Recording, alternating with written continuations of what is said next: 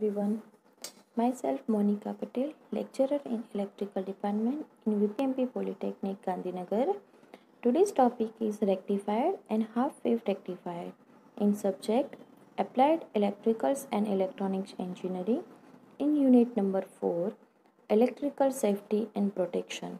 Now, objective: define rectifier, PN junction diode as a rectifier, classification of single phase rectifier and half wave rectifier, its a circuit and working and its waveform, and disadvantages of half wave rectifier.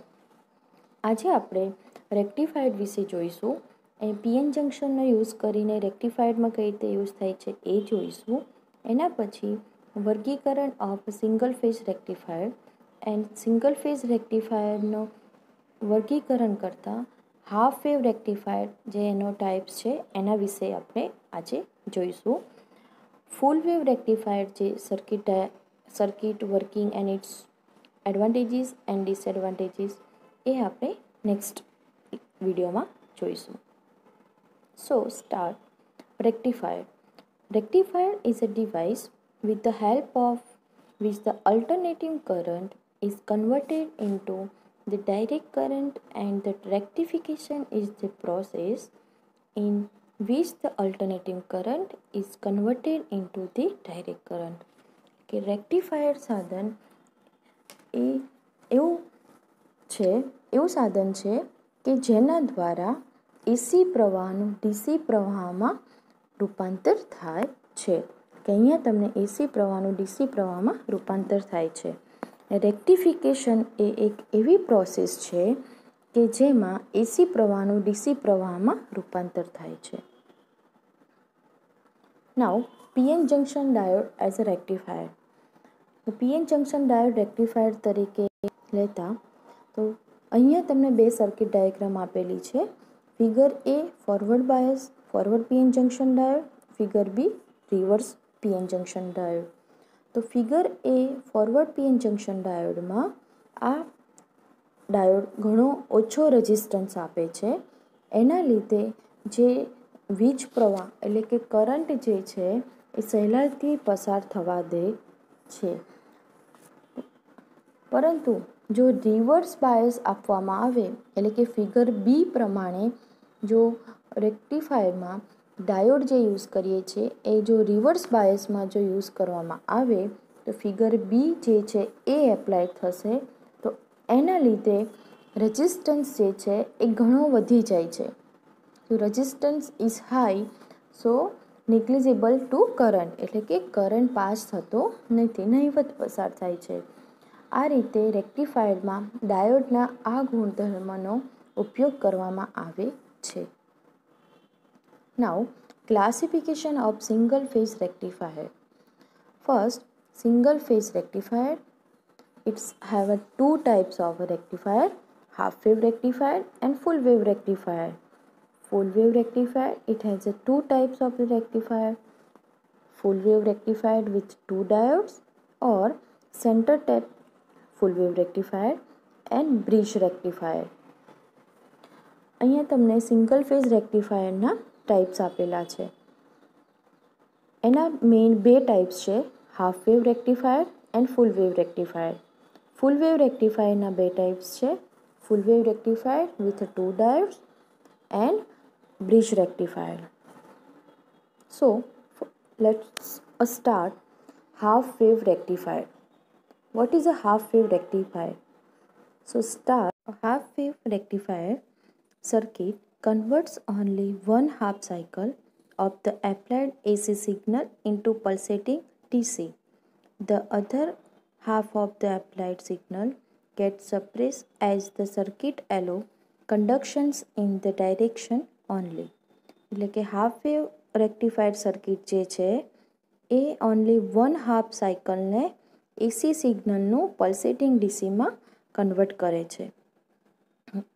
The circuit of a half wave rectifier consists of a step down transformer, semiconductor diode and load resistor.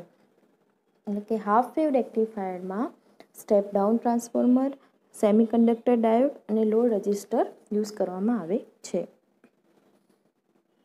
સો અહીંયા તમને half wave રેક્ટિફાયરની circuit diagram જોવા મળે છે. તો એના ઉપરથી સૌથી પહેલાં આપણે એનું construction and then after working and it's wave form વિશે આપણે જોઈએ. સૌથી પહેલાં આપણે એનું કન્સ્ટ્રક્શન સમજીએ. આ જે સર્કિટ છે એ હાફ વેવ રેક્ટિફાયરની સર્કિટ ડાયાગ્રામ છે. અહીંયા જે તમને ટ્રાન્સફોર્મર જોવા મળે છે એ ટ્રાન્સફોર્મરના પ્રાઇમરી વાઇન્ડિંગ સાથે સપ્લાય કનેક્ટ કરવામાં આવે છે, જે 230 વોલ્ટેજ એસી સપ્લાય હશે. ટ્રાન્સફોર્મરના સેકન્ડરી વાઇન્ડિંગ સાથે ડાયોડ ડીનો એનોડ જે છે એ કનેક્ટ કરવામાં આવે છે, જે સ્મોલ એ સાથે કનેક્ટ કરીશું. ડાયોડ ડીનો કે કેથોડ જે છે એ લોડ રેઝિસ્ટન્સના એક્સ કોન્ટેક્ટ સાથે કનેક્ટ કરીશું. લોડ રેઝિસ્ટન્સનો વાય કનેક્ટ છે એ વાય પોઈન્ટ સાથે ટ્રાન્સફોર્મરના સેકન્ડરી વાઇન્ડિંગનો પી કોન્ટેક્ટ કનેક્ટ કરીશું. તો આ રીતે ટ્રાન્સફોર્મર, ડાયોડ અને લોડ રેઝિસ્ટર જે છે એ સિરીઝ કનેક્શનમાં કનેક્ટ કરવામાં આવે છે. હવે આનું વર્કિંગ જોઈએ. જ્યારે ઇનપુટ સિગ્નલ એટલે કે જ્યારે આપણે સપ્લાય આપીશું ત્યારે ટ્રાન્સફોર્મર દ્વારા પ્રાઇમરી વાઇન્ડિંગનું સેકન્ડરી વાઇન્ડિંગમાં થઈને જે ડાયોડમાં કરંટ પાસ થાય છે એ ડાયોડનો પહેલાં આપણે પાથ જોવો પડે.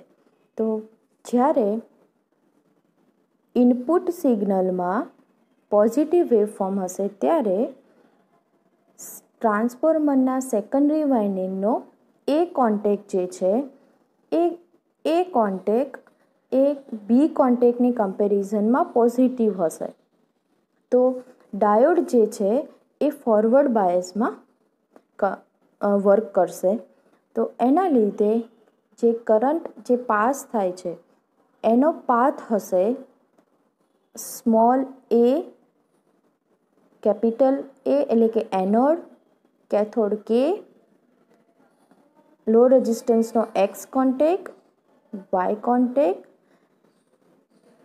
ટ્રાન્સફોર્મરનો સેકન્ડરી વાઇન્ડિંગનો B contact and A contact. એટલે કે કરંટનો પાથ આ રીતે વર્ક થશે. બરાબર. તો આ જે ફોરવર્ડ કરંટનો પાથ તમને અહીંયા આપેલો છે.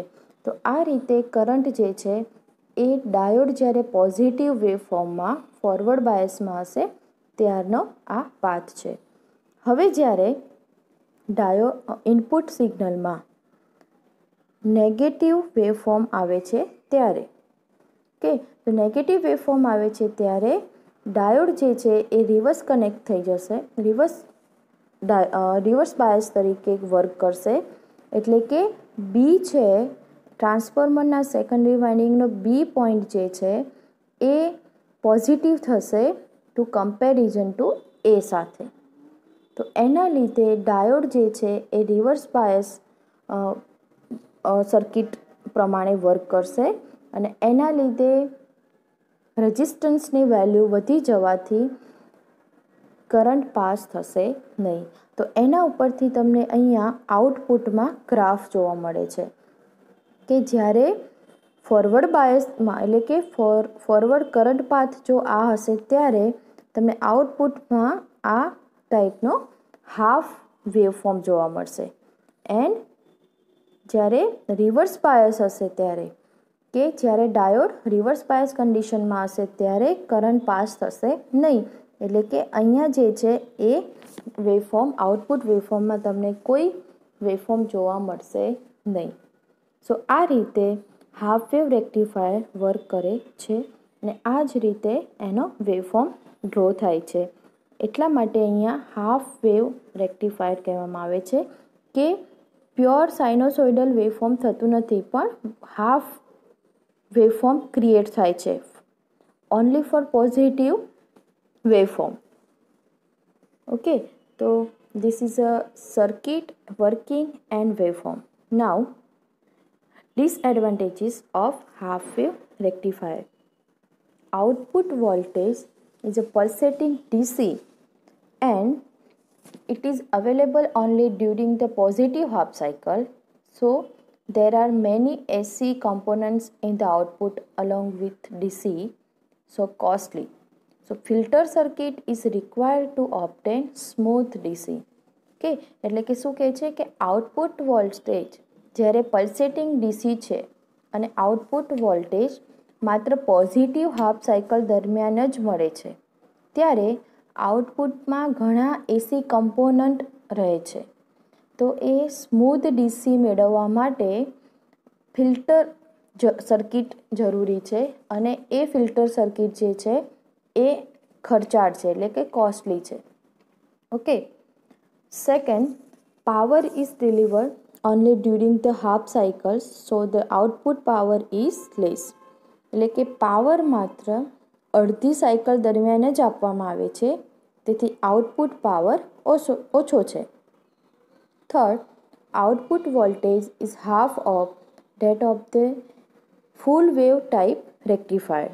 એટલે કે ફૂલ વેવ રેક્ટિફાયર કરતાં આઉટપુટ વોલ્ટેજ અડધો જ છે. And last, current flow only during the half cycle, so choke input filter can not be used. એટલે કે માત્ર અડધી સાયકલ દરમિયાન જ કરંટનું વહન થાય છે, એટલા માટે ચોક ઇનપુટ ફિલ્ટરનો ઉપયોગ થઈ શકતો નથી. તો આ જે પોઈન્ટ્સ જે છે એ ડિસએડવાન્ટેજીસ ઓફ હાફ વેવ રેક્ટિફાયરના છે. Thank you.